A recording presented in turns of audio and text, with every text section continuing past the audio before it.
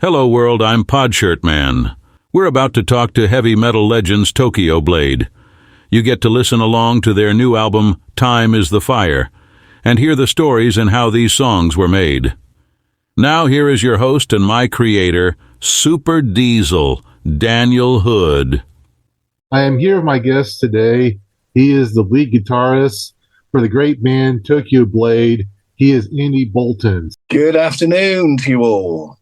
Just today, the band Tokyo Blade, they released their latest album, Time is the Fire, and the label that released it is Dissonance. And of course, you guys have been around for a while. You was the founding member of the band since 1982. That is amazing. It's 3 years before I was even born. So for so long, sir.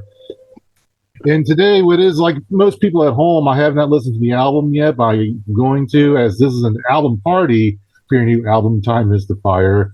And you and me, we're going to discuss these tracks. You have 14 new tracks, and I'm going to take a wild guess on what the storyline of these songs would be, and then you'll tell me, and then you'll let everyone know what you guys were thinking. What was the inspiration for writing these songs? Does that sound good, Andy? That sounds fine, yeah. All right, Andy. Now, the very first track that people will hear to kick things off is Feeding the Rat. I've heard that term before, feeding the rat. The rat usually is like a bad person. A rat, like a dirty rat, someone who's not good. Of course, the song talks about feeding that rat. So, Andy, I want to know who is feeding this rat in the song. Okay, right. So I'll do my best to answer these because I don't write the lyrics. Alan writes the lyrics, and he's not here. Of course. Feeding the rat. It's not about a rat in the sense of the word of somebody that's a grass or somebody that's ratted you out or whatever. It's basically about a guy who can't stop gambling and feeding his addiction. Oh, okay.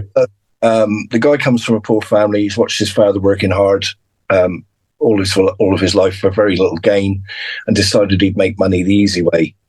And that's basically what that's about. Now let's go ahead and talk about the second track. Now this is called Moth to the Fire. Of course, the word fire is similar to the album that you get, the word that's used for the album, Time is the Fire. So I'm going to take a wild guess. Moth to the Fire. Apparently there's a big mess going on, if you will, which that's what fire does. It causes a big commotion and mess. And a moth, it's like a tiny little thing, if you will. So apparently something that's really small is doing something really, really big. Now, am I correct on that?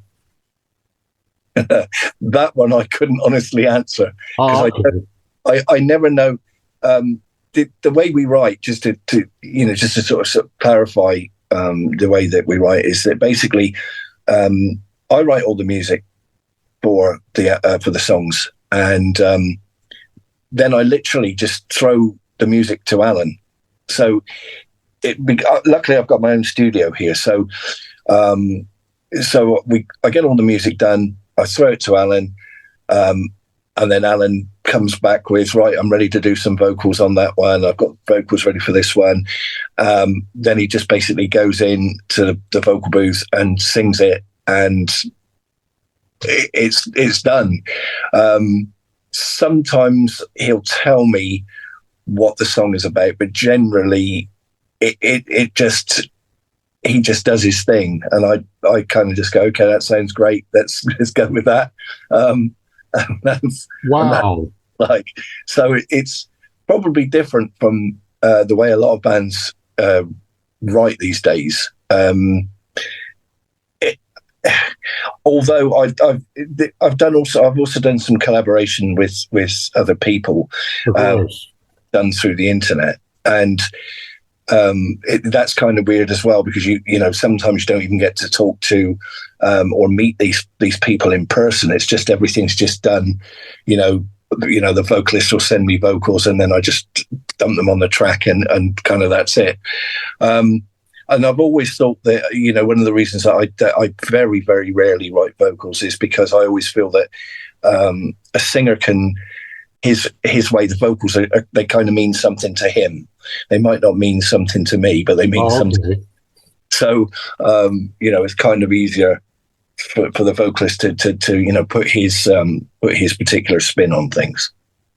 Absolutely. Well, that's a good explanation. So with that, let's go ahead and talk about track 3. This song is called "Man on the Stair." So I guess I'll put this question to you like this: like, how would you want people to feel about this song? Because this says is another terminology, the "man on the stair." Ideally, Right. yeah, go ahead. Yeah, that one I can actually it's an old poem. Okay. It goes, yesterday upon the stair I met a man who wasn't there. He wasn't there again today. I wish he'd go away. And it was a kind of a creepy thing, almost like a ghost or a spirit type thing, which, or so I thought. Alan is very good at he goes really into things.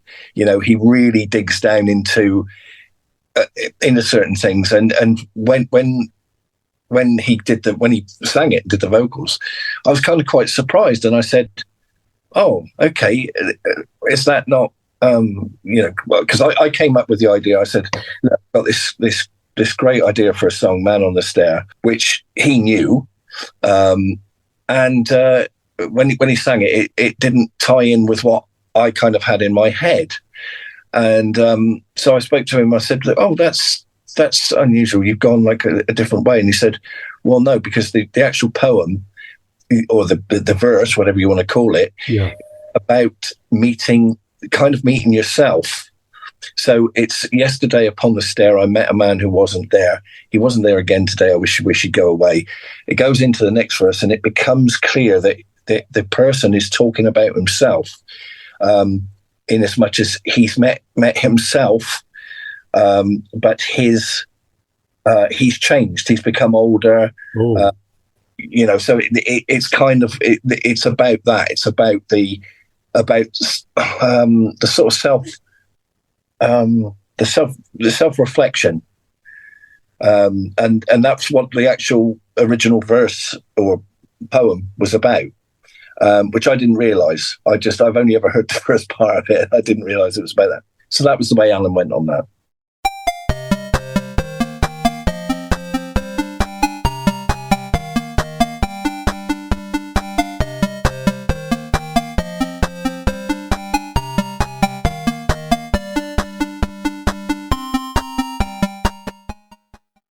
Are you happy now? Now that is a terminology that I've heard a lot. Are you happy now? You hear a lot of like married couples, boyfriend, girlfriends, be like, "Are you happy now? You threw my banana in the trash away." So, okay, so are you happy now? You're absolutely right, and it's a thing that all of our mothers used to tell us all the time. You'd be playing about with something, and your mother would say, "If you keep doing that, you're going to break it." And of course, you'd break it, and they'd say, "Right, now you've broken that. Are you happy now?" Yes. Now you've actually broken it. Are you? You're finished with it now. You're happy now, are you? Now that you've broken it, and it was it's kind of that for me. I'm not sure in which way. Again, Alan interpreted that one. I'm not sure on that one, but that was that's the sort of joke that we had between us. It's because I sometimes say it to him.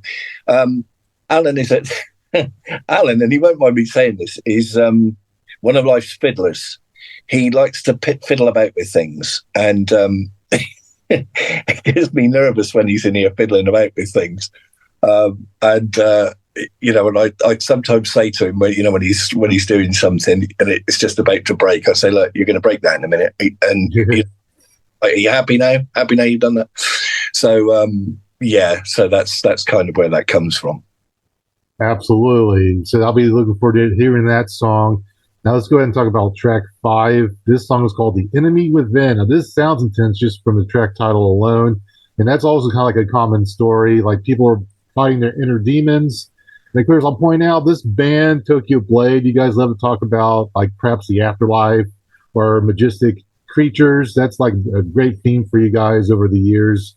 So I just want to know, how should people feel about listening to "The Enemy Within"? And do you know about the story for the song? So you're kind of right. You're on the right track. So "The Enemy Within" is about the fears that we all have of failing in whatever we decide to do. so it's a song about a lack of self-confidence. It's about the fact that, you know, we all have times in our life where we have to do something, something that's kind of outside of our skill set, for want of a better word. And so, you know, you get this little voice in your head that's kind of like, you don't really know what you're doing. Are you, are you sure you want to be going ahead with this and doing this? And it's just about a confidence thing, really. It's just about it's about an inner confidence that some people are bristling with it. You know, some people just embrace everything that's thrown their way and they just do it. And other people have this kind of like, oh, I don't really want to do that. And you can sit there and tell them how easy it is to do, and it's going to be fine. But they're kind of like, so that's what that's about. Now let's go ahead and talk about track 6. This is called Going with the Flow, because that's kind of like another common terminology that I hear a lot. I'm going with the flow. It could be a lot of things. It could be a sad situation, a terrible situation, or even a happy. So I want to know, for you and the band, how do you want people to feel about this track, Going with the Flow? Going with the flow, I believe. Again, I don't have an answer for this one totally, but I believe that going with the flow is it's basically about people that just take on board something that isn't necessarily so, but everybody else is doing it, so I'll just go with the flow. So, and I believe I'm right in saying that Alan wrote this during the lyrics for this during the COVID thing, and both Alan and I didn't have the vaccine, because we basically didn't believe in it, and we were both a little bit dismayed about people that were just going ahead under, you know, the government's sort of instruction and saying, you know, go and get the vaccine.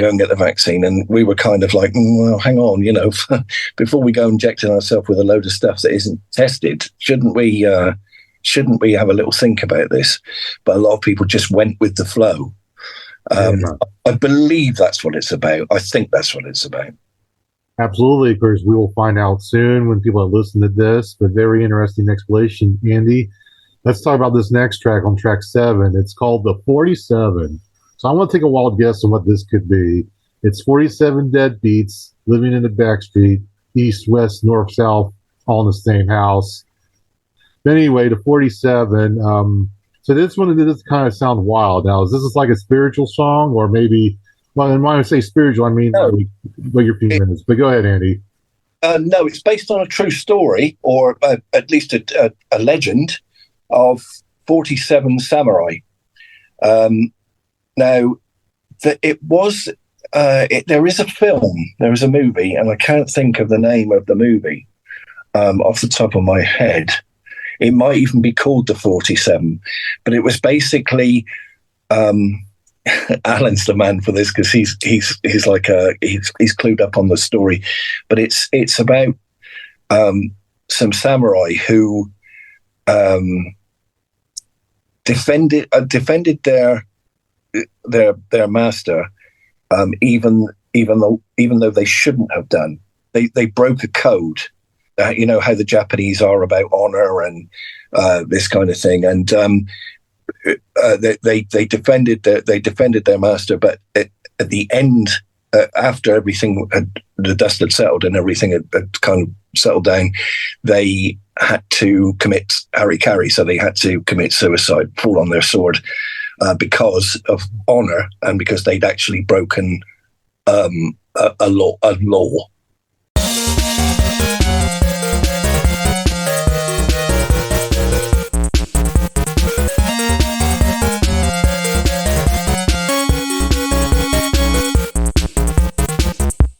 This is another deep subject, the devil in you. Of course, the devil, that's always a fiery character, if you will.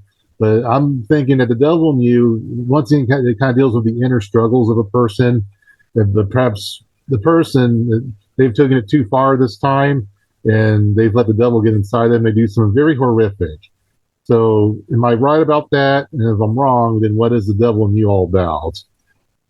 I believe it's about a woman who comes across as being very sweet and wonderful and such a nice person, Okay. but inside, she's actually quite a ruthless and nasty piece of work. I believe. Yeah.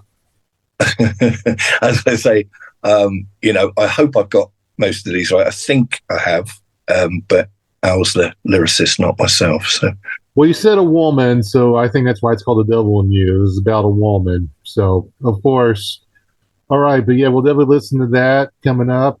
Now, track 9, let's talk this. This is called Soldier On, another common terminology that I hear and people hear around the world, Soldier On. So I'm thinking with this band, or I guess with the people that are in this song, something maybe bad happened, and then you can't, but the idea is not quit, you just got to soldier on. So, am I correct on that terminology? Basically you're absolutely correct. It's a very sort of well-known saying, at least in the UK. I don't know about the US, but in the UK, it's a very well-known saying. That if you have a tragedy in your life and something really lays you low, and you're strong enough, you just say, well, your friends say, oh, that's really bad luck. That's a bad break. But I've just got to soldier on. And that very much is certainly my philosophy on life, is that life is a series of peaks and troughs, and there's times when you're up at the top of a peak and everything's lovely, and then all of a sudden just a right down at the bottom, and you just have to wait for that next peak. Just have to wait for things to get better and do everything you can to make it better, to get back up again. But there's always going to be another trough just around the corner. But the whole point of life is to endure, is to struggle on with it. And some people, unfortunately, aren't able to do that. Some people commit suicide, or they turn into alcohol or some addiction, which is a terrible thing. It's an awful thing. But not everybody's strong. Yes, I agree with that. Some people cave into their demons, but some people, they find a way and they soldier on. Absolutely. Yeah. Let's go ahead and talk about this next track, track 10. This sounds rather graphic. It's called Don't Bleed Over Me. So I'm thinking someone's bleeding very massively, but it'd be gross if you got your blood on myself. So go over maybe across the street and bleed or something like that. Yeah, basically, Don't Bleed Over Me is basically about somebody that's really whining to you about their problems, and and the whole thing, they're not really problems. They're just insignificant issues, and so the tendency is to just is although people rarely do it, the tendency is that you want to turn around to them and say, look, don't sit here and bleed over me. Just go and sort yourself out, sort the problem out. Okay. Don't bleed over me with it, Absolutely. Now, let's talk about track 11, which continues the blood theme, if you will, Written in Blood. And that's another common story you hear a lot. Like some people, this kind of usually the terminology involves contracts or people making a deal with other people. Like, I'm so serious about this, I'm going to write this in blood. So with that, how do you and the band, how do you want people to feel about listening to this song, Written in Blood? I don't actually know what that one's about. That's all right. I don't really know what that one's about at all. I'm sorry. Well, you'll be just like us when you listen to this on the release day. You'll find out, just like all of us. Yeah, I mean, I was, when I do ask Alan about his lyrics, he's very he spends a long time on lyrics, really refining them and getting them right, and and everything is a story. But as he always says, he says, well, if I say, well, what's it about? He says, well, I don't know, but he does, but he doesn't tend to go into it much. His sort of stock answer is always, well, people will listen to it and they'll put their own, their own interpretation on it, which I kind of, I think that's a good thing as well. Some people can take the lyrics of a song to mean something completely different from the guy that wrote the lyrics. Yeah. But as long as it's something they can relate to, I think that's okay. Absolutely. Now let's go ahead and talk about track 12. This is another kind of mysterious title. It's called The 600. So it deals with numbers. So I'm going to take a wild guess. The 600, it could be maybe there's a war going on and there's 600 of these people and they're going on the attack. So in other words, it's a big giant fight. Now, am I correct? If I'm incorrect, then you know what the song is. Absolutely 100% correct. It's all right. Actually about the Battle of Balaclava, where 600 British cavalry men, led by complete idiots, were told to storm the Russian guns and basically obliterated. It was a stupid decision, undoubtedly made by some general sitting in a tent 5 miles away from the actual scene. So that's what the song's about. So it's actually about the charge of the Light Brigade. So, and there was a famous poem written by, I want to say Tennyson. I think it's Tennyson. It may not have been, but there's a famous poem which is "Into the Valley of Death rode the 600." Is one of the phrases from the poem. I can't remember the poem off the top of my head, but that's basically what it's about. It's about the Crimea.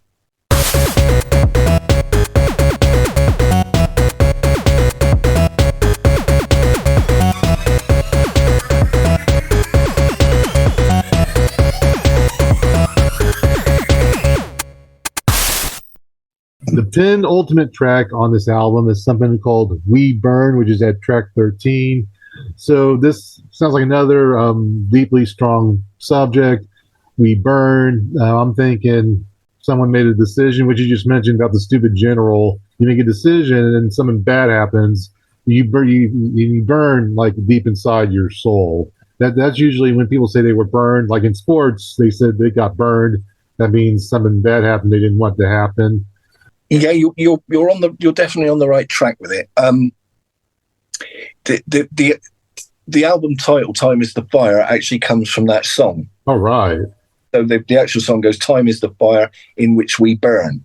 So the song's called "We Burn," but "Time is the fire" is the first part of that line. So "Time is the fire."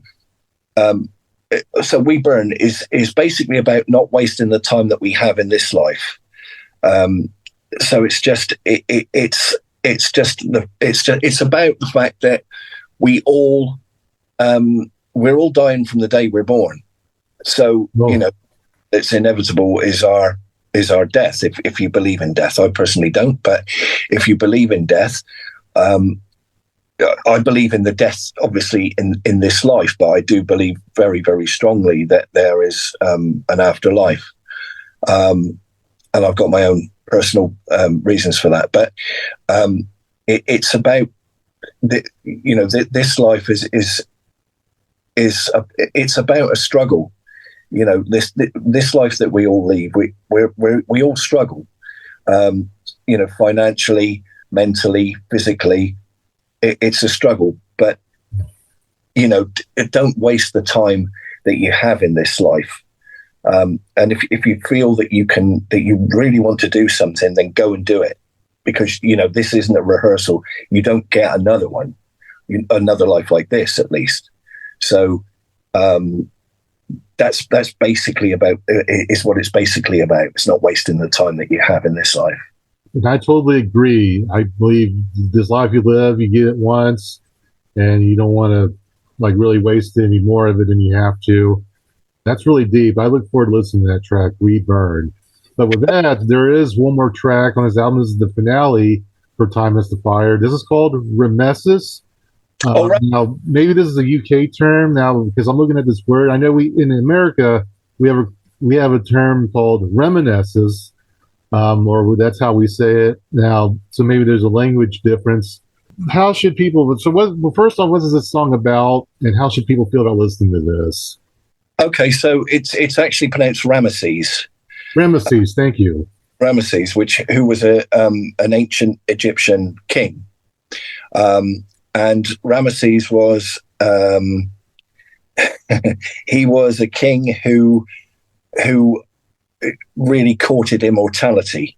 So he had a bit of a reputation for going around or instructing people to go around and carving his cartouche on things that he actually had nothing to do with. So that was kind of his thing, was putting his stamp on everything, even though there were things that he hadn't built. They were nothing to do with him. And he actually had a massive statue of himself built, but of course, and thought that, you know, therefore he would live forever because this statue was there. It's this kind of thing. And of course, nothing lasts forever, not even a statue. I'll have to look that guy up because, like I said, that's a. But now the guy you just spoke of, was he in the United Kingdom? He was an Egyptian king. Egyptian, okay. Yeah, pre-dynastic. So a very, very long time ago, really ancient history. You know, and he was a ruler of Egypt who, as I say, had a habit of getting people to carve his name on everything, even stuff that he had nothing to do with. Wow. So that in the future generations would look at all of these marvelous works and think, look at this, look what Ramesses built. You know, Ramesses did this and Ramesses did that. Well, no, he didn't. He just got people to carve his name on a lot of things. So he was one of those, or so I believe, anyway. Well, I've learned something today, so I need to look him up because I'm definitely intrigued with history and the people that were in it. So the people that are listening to this, maybe they'll look him up as well. But that is a very interesting song to end the album. So I'll give a shout out to the band, but Andy Boulton, I've been talking with him this last 30, 40 minutes and whatnot. Of course, the rest of the band, you got Alan Marsh, who's the lead vocals. You got Steve Pierce, he's on drums. Andy Wrighton is the bass guitar player. And John Wiggins, he's the lead guitarist. So they will listen to this, and hopefully they are proud of you because you had to take a wild guess on the meaning of some of these songs. Well, I guess I got one more question. Do you guys, is there any news on a tour that you guys might go on for this album? No, we've kind of done. We're kind of done with the touring thing. I mean, okay. I wouldn't say. I never say never. You know, I don't. Who knows what the future's going to bring? But for the time being, at least, you know, we're getting on. You know, we're getting on in age now. You know, we've been doing this for. I think this is our 46th anniversary this year. Okay. 6, that's a long time ago. And it's been very difficult for us anyway, because our country stupidly voted for Brexit, which take us out of Europe, which is one of our biggest, one of our biggest areas for touring. Yeah. And with health issues, in the band, and the fact that if anything happens to us when we're away. Andy, good luck to you and the rest of the band and everything you do. Thank you once again. Thank you very much. Cheers. Thank you very much. Cheers to you.